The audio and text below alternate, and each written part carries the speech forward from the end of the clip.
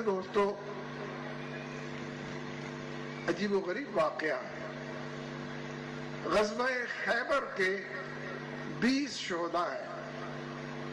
غزوہ خیبر میں مسلمانوں کو بڑا وقت لگا۔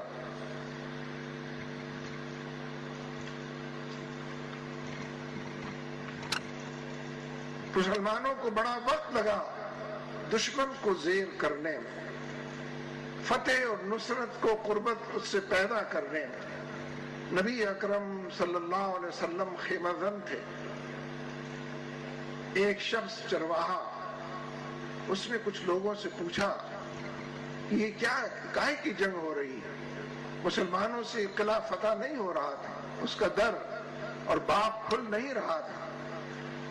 لوگوں نے اس کو بتایا کہ ایک شخص ہے، نبی ہونے کی بات کرتا ہے، نبوت کا دعوے دار ہے، اللہ تک رسائی کی بات کرتا ہے، ہر دکھ کو مٹانے کی، ہر حوالے سے انسانوں کو مسرور بنانے کی بات کرتا ہے۔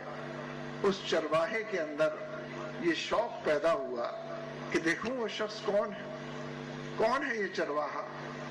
حضرت اسود رائی رضی اللہ تعالیٰ عنہ بکریاں چراتے ہوئے نبی صلی اللہ علیہ وسلم کے خیمے کے قریب پہنچے اور ادھر ادھر دیکھے بغیر خیمے میں داخل ہو گئے۔ پوچھا کہ آپ کون ہیں، کیا چاہتے ہیں، کیوں آپ نے گھیراؤ کیا ہوا ہے ہمارے قلعے کا؟ نبی اکرم صلی اللہ علیہ وسلم نے پوری دعوت اس کے سامنے پیش کی اور اس کو بتایا کہ تمہارا رب خوش ہوگا تو کن انعامات سے نوازے گا، کن جنتوں میں تم کو داخل کرے گا۔ حیران ہو کر آپ کی طرف دیکھتے رہے، آپ کی بات کو سنتے رہے۔ پھر عرض کیا کہ حضور ذرا میری طرف تو دیکھیے آپ، میں جس قدر کالا کلوٹا بد شکل اور سیاہ فام انسان ہوں، کیا میں بھی جنت میں جاؤں گا؟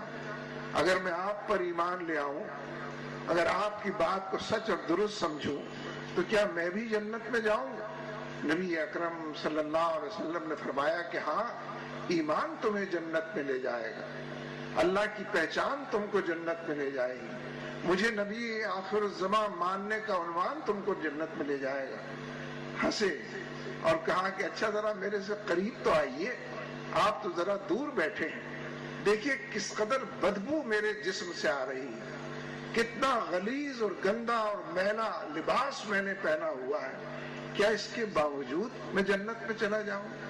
اس قدر بھدا اور سیاہ فام ہونے کے بعد، اس قدر گندا انسان ہوتے ہوئے بھی نبی اکرم صلی اللہ علیہ وسلم نے فرمایا کہ تمہارا ایمان تم کو جنت میں لے جائے گا، اور ایمان کے حوالے سے اللہ سے تعلق جتنا بڑھاؤ گے اتنا ہی جنت کے اندر پاؤ گے۔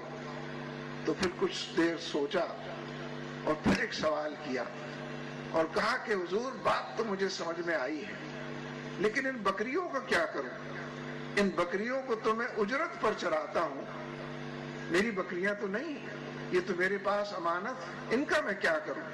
نبی اکرم صلی اللہ علیہ وسلم نے فرمایا کہ ان بکریوں کو قلعے کی طرف ہانک دو، ہکا دو، جب آخری بکری بھی قلعے کے اندر چلی جائے اور اپنی منزل کی نشاندہی اس کو نظر آ جائے، پھر میرے پاس آ جاؤ اور کلمہ پڑھ کے مسلمان ہو جاؤ۔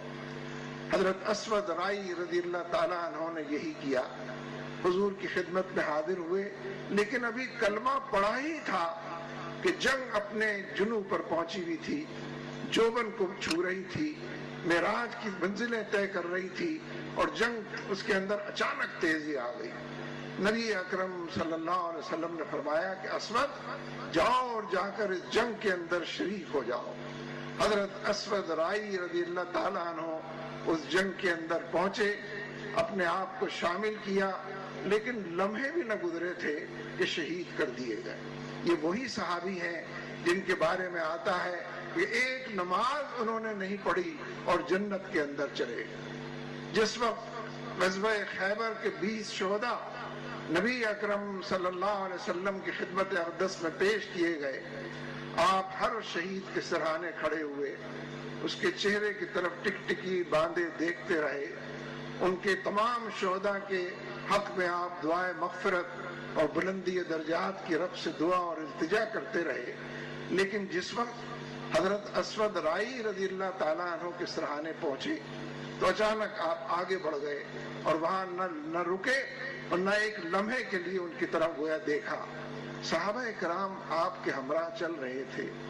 سفر ختم ہوا تو کسی نے پوچھ لیا کہ حضور آپ نے تمام شہداء کے لیے دعا فرمائی، آپ تمام شہداء کے سرحانے کھڑے ہوئے، آپ نے سب کے چہروں کو ٹکٹکی باندھ کر دیکھا، لیکن اسود رائی کے سرحانے نہ آپ کھڑے ہوئے نہ آپ نے اس طریقے کا منظر پیش کیا، ماجرا کیا ہے؟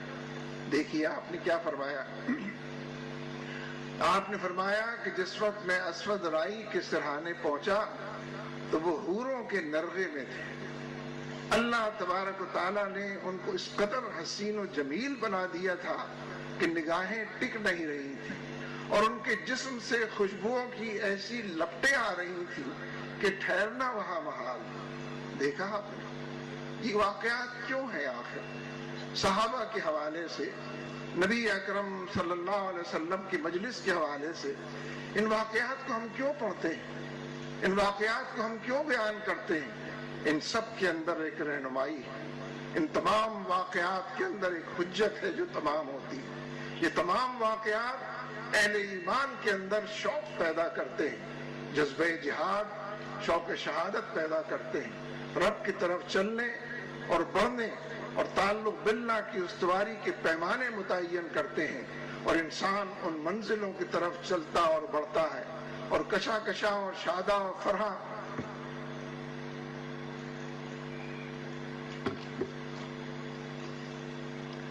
ان منزلوں کی طرف چلتا اور بڑھتا ہے، اور کشا اور شادہ اور فرحاں اپنی جنت اور رب کی رضا کو اپنے لیے یقینی بنا لیتا ہے۔